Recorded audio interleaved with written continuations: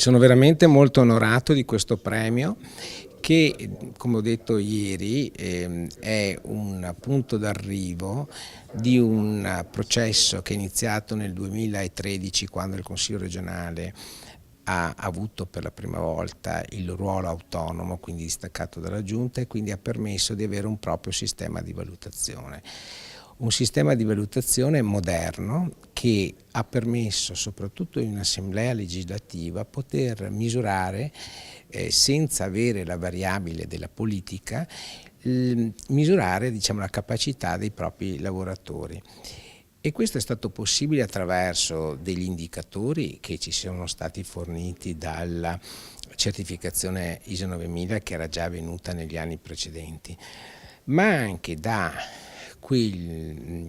customer satisfaction, che è stata una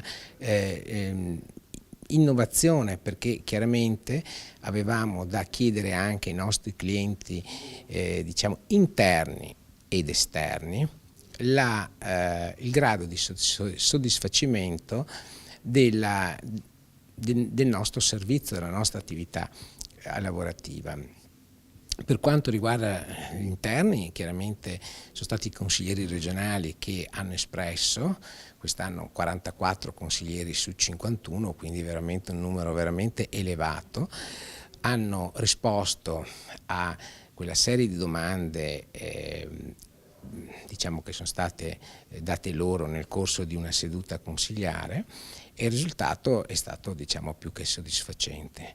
Ma ancora più soddisfacente è stato anche il cliente esterno, cioè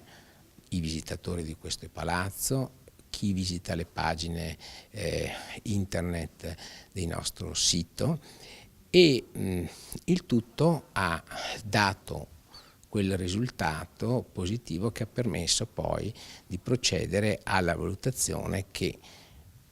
i dirigenti e il segretario generale ha potuto fare di tutti i dipendenti della regione. La nostra associazione ha istituito questo premio un anno fa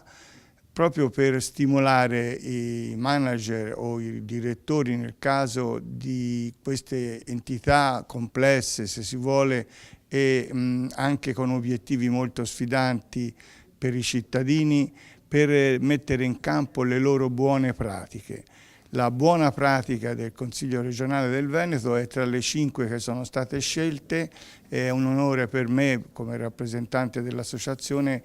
avere potuto consegnare in questa bella sala questo riconoscimento, immaginando che si possa sempre migliorare, ma partendo da un punto di vista, da un punto, diciamo, di partenza molto molto alto.